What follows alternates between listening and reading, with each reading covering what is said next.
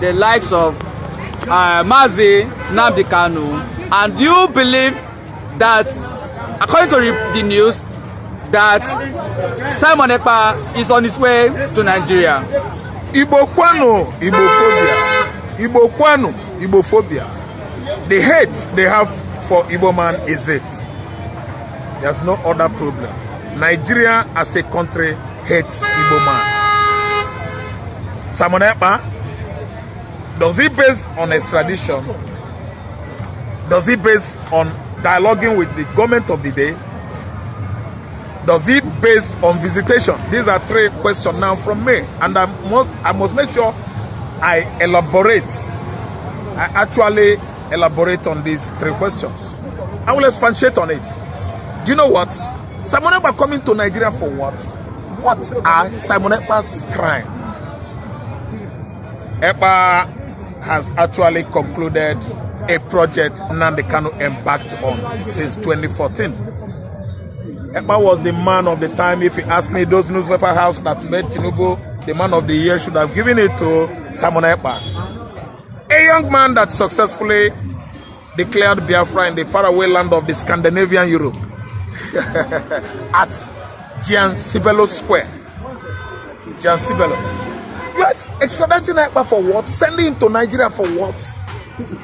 If Ekpa comes to Nigeria, Ekpa is coming to Nigeria if he could, with army of United Nations soldiers.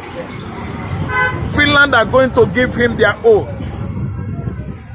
with private bodyguards. Ekpa will be properly guided, protected, fortified with armed men. This is one of the many propaganda of Nigerian government. I mean this present administration. A propagandum. They are bent on denial of the obvious. They are bent on disseminating unbelievable propagandum to the members of the public. Mr. Rab, how could you ever come into this contraption? And therefore is the person of interest now. The person of interest now, after declaring Biafra in diaspora, after accusing him of what? Perpetrating act of terrorism in the southeastern Nigeria. What is Ekpa coming to do? Is one of the what? Immodest. Maybe the president wants to have a roundtable discussion with him and the likes of Nnamdi Kanu. He said what? Maybe the president of Nigeria wants to have a roundtable discussion with him, with Nnamdi Kanu. No, there's no dialogue anybody is going to have that will stop Nnamdi Kanu from seeing Biafra coming into existence. Why? How could Tinubu have it in his mind that he's inviting Ekpa and then Nnamdi Kanu to have a discussion over Biafra actualization? What is he trying to do? The issue of Biafra, Tinubu actually perpetrated it the more last year. He committed it. Why? How? The reason why I'm saying this is that Obi, a Biafra, won an election last year. Could be that he wanted this issue solved. Tinubu wouldn't have rigged last year's election because it was an Igbo man that won the election. After rigging the election, the issue that brought about Biafra agitation again, he severed that issue the more. He severed Biafra quest the more. Yes, because he should have allowed Obi to be. And had even Obi is Nigerian president now, some Igbos would have just come in the tempo of Mr. Rab, don't you maybe try to amend that now? You want to amend? He's trying to do what? To amend it now by inviting or by trying to extradite Simon Ekpa. Also, we believe that President Bola Ahmed Tinubu is going to release Mazi Nnamdi Kanu. Remember? Now, Mr. Rab, don't you think that would be a lasting, whatsoever that will bring lasting peace to the people of the Southeast is what President Bola Ahmed Tinubu should be focused on, should pay attention at. Thank you. Now, Thank you so let me also add this. They said that the similar offense, if not the same thing, the same offense that the likes of Sunday Igboho and Nnamdi Kanu committed, but now Sunday Igboho is a free man, enjoying with his family, in fact organizing party, while the likes of Mazi Nnamdi Kanu is still detained, is still there in DSS custody. Mr. Rap, let me have your reaction. Igbo Kwanu, Igbophobia. Anywhere we are gathering in the world, in the public square, at National Stadium, outside Nigeria, within Nigeria, and anybody give you this message, this shout out, trying to address the Igbo members, his Igbo kinsmen, Igbo Kwanu, you should resound it with what? Igbophobia. Igbophobia is it. Igbophobia is the reason why Nnamdi Kanu is still pulling it off at DSS facilities. While the same person, he committed same crime with Son Igboho. Igboho is now partying in Germany, partying in Obomocho, partying everywhere in the southwest. And Nnamdi Kanu is in prison. Igbo Kwanu, Igbophobia, is the reason why Fulani hegemony has not seen anything good on Igbo man. Because why? We turn our back on Islam, bringing down the spate of Islamization process that is going on across the country this time around. Igbo Kwanu, Igbophobia. They don't want to hear us. They don't want our voice heard on political platform or leadership of the country called Nigeria. Listen and listen good. No dialoguing with Sunday Igboho. No dialoguing with Nnamdi Kanu, because I actually know if any dialogue comes his way, Nnamdi Kanu is not going to back down. Kanu is the frontline leader, the supreme leader of Biafra actualization. And he is the leader of indigenous people of Biafra from 2014 till date. He has gone to the court in the past during Buhari administration, and the court gave it to him that Nnamdi Kanu was wrongly abducted or kidnapped from Nairobi, Kenya, into this illegal contraption called Nigeria. The court freed him. Nigerian government said no. Fulani said no. Ibrahim, what's the name of that man? That former CGN, former Attorney General of the Federation, he said no. Malami said no. Buhari said no. Then this present administration of Bola Ahmed Tinubu, Nnamdi Kanu was exonerated, set free, acquitted by the Supreme Court, Appeal Court, and so on and so forth. Tinubu said no. DSS said no. This time around, we were all clamoring for his release to see that the young man did not celebrate his Christmas incarcerated. Did you know what? Tinubu said no. This administration said no. Fulani said no. Igbo Kwanu, Igbophobia is the reason why they are turning their back on what court has ruled. Igbophobia is anti-Igboism. They are all anti-Igboic, Igbotic ideology. They don't like the Igbos. Mr. Rap, that's why they are President Bola Ahmed Tinubu is trying to fix that. He's trying to correct that. Listen, why is it that he's giving us excuse that it is because of Charles Soludo said there will not be security in the southeast if they release Nnamdi Kanu? Are you telling me that if Charles Soludo tell you not to go in with your wife, you won't go in with your wife? Are you telling me that if Charles Soludo say, don't read the budget of 2025, wait, read the budget of 2025, comes 2027 or 26, you will tell Nigerians it is because of Southeast Eastern governors. That's why I don't want to read the budget. Oga Esraba Onyori Nyajido Okoko Osuna Okoko na atu egu is a thief. Let me translate. When you tell a thief, go and steal that chicken or catch this chicken for me, the thief will tell you know what a thief will tell you? He will tell you that the chicken has teeth. It's going to bite him, and that is what frightened by chicken, which of course you know that chicken is Mr. Fear. When you talk about frightened object, animal created by God is chicken. Now somebody is saying that chicken, I'm afraid of chicken. Do you know the meaning of chicken-heartedness? Chicken-hearted, meaning that you are intimidated or timorous. Oh God, why are we turning things upside down? Why is it that Nigerian government is not telling Nigerians the truth? Why is it that the political leadership of this country is strongly structured on falsehood, lies, and deception? Nnamdi Kanu is supposed to be out. Nnamdi Kanu should be freed. Nnamdi Kanu has not committed any offense. Same offense Igboho was held for same offense Nnamdi Kanu was abducted for. And the Igboho is now gone, finally, and Nnamdi Kanu is now relaxing at the SS facilities. All right, Mr. Arad, it's a very fine place to live it. Thank you for speaking in this platform today. Thank you so much, my brother. You're welcome. Yeah, good morning, Mr. Christian.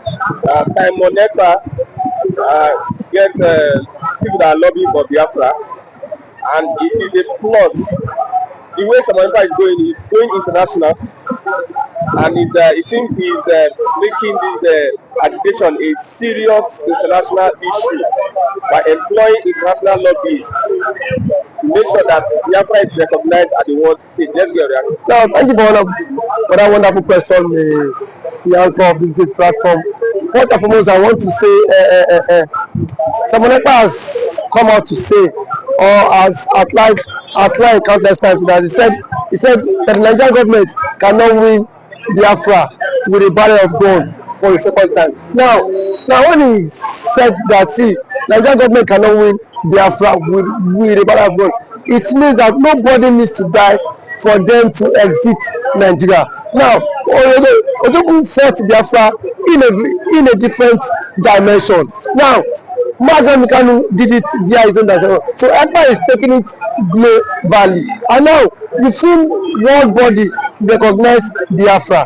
We've seen the UN and then some other global body have come out to endorse the Biafra struggle. So kudos to him, it is a plus. Some persons have come out to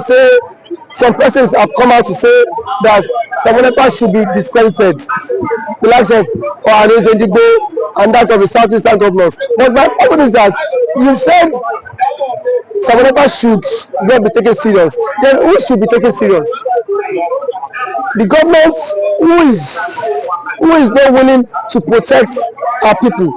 Is it the people who have refused to speak up when the Igbo man has been marginalized in the country? Is it the same governors who have become a tools in the hands of their Fulani master? So for you to even have a character like Simon Ekpa and Nnamdi Kanu to have come out to say enough is enough, that we are tired of this contraption called one Nigerians. It shows that these people have this mindset that, see, they can no longer be the slave. So for him to have even gone as far as to hire lobbyists that will speak on behalf of Biafra in the world in the UN summit, to me it's a plus, and that alone, the voice of Biafrans will be heard globally, and the voice of an Igbo man is also being heard globally. Now let me take it back the line. When Southern Sudan and South Sudan wanted parted ways, nobody killed each other. Nobody go through the route of violence. It was done amicably. So Simon Ekpa is doing it amicably for him to convince world leaders that this thing is possible, and why the government of the day, the present government of Nigeria, are not seeing it that way. Thank you. You can also to the government, to the Nigerian government, be worried about people. Why would they be worried? The same people have sent assassins to kill Simon Ekpa. Now only he has escaped. So see, one thing about it is that the government of the day, they are panicking. There's panic. You know what it is now? Say a particular tribe or a major tribe to exit your country. You know how an Igbo man is. You know the investment of an Igbo man is in the country. Now imagine in Nigeria without an Igbo man. Let's just imagine that. I mean, dominance. That means the Hausa man would now dominate virtually every government parastatals in Nigeria. So now the reason why the Igbo man is still believe that's Nigeria is because the Igbo man is still in the contraption called Nigeria. But eventually, if the Igbo man leaves, my brother, the Yoruba man will know the true meaning of Nigeria, and then we now know who owns Nigeria. Just like what Angobula said, he said they are not scared of the Igbos parting, exiting Nigerians. That was what he said. He said they are not scared. Indirectly, that means the other tribe would not have sense of belonging in the country, and we know it. We know it. I know it too. And that normal man now has the spirit of dominance. You cannot dominate him. If a Fulani man has the spirit of dominance, for you to dominate him, it will take ages. In terms of population, you cannot dominate them. So one thing is that Ojukwu foreseen this whole thing. That was why he championed this Biafra struggle. And now, gradually, it is now becoming a reality in this contraction called Nigeria. Now, there are some Igbo men are even tired of the system called Nigeria, just because they feel their brother is still in president. Man, my brother, I can bet you, come 2027, the Yorubas will be championing the Republic more than the Igbo man. I can bet you that. That and then certain of yes, we will championing because it is certain when their president, when their brother is being kicked away from the presidency, already there is a plot, and which he himself cannot escape. The president himself knows that there is a plot, and then the big shots in the north are forming alliance. You know it. RFI, a powerful influence in the north, is not in the league. Sorry, is not in good terms with the president. And now nobody can take that factor. What RFI did. Honestly, I made President Tinubu emerge as the president via his own influence. And then we have also the likes of Angulai, which is the chairman of the Northern Order Forum. He said, post that election, that the Northern Order Forum supported Tinubu, but come 2027, Tinubu will not get their support. So what does that mean? Now so now if the average left person would not given the vote, now where will they get the vote? It should come by 2027. The same thing the Yorubas have been after the Igbos for. Now they will be the master mind of it, because I can bet you by 2027 Yoruba will stop. And that's the slogan that will continue the trend, is that we are tired of the country, we want to follow the suit of the Igbo man and exit the country. And then the Igbo man now will not take them, tag them for being unserious, because now that the Igbo man is championing for the exit, we are saying the Igbo man is not serious. There are claims that the Igbo man is not serious, but I can bet you when the system will also catch up with you, then you will know why the Igbo man has been championing to exit. Thank you for always coming.